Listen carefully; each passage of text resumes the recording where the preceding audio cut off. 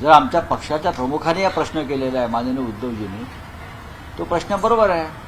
प्रत्येक वेळेला ते रामलल्लाच्या नावानं मतं मागतात.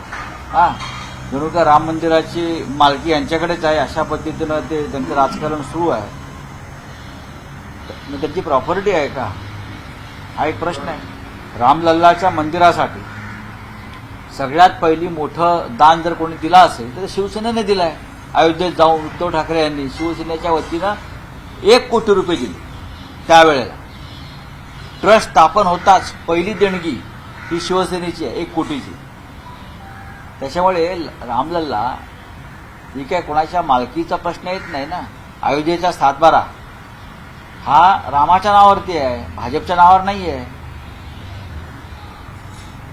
मी काय म्हणतोय, अयोध्या नगरीचा 7/12 हा रामलल्लांच्या नावावरती आहे, त्यांच्या भक्तांच्या नावावरती आहे.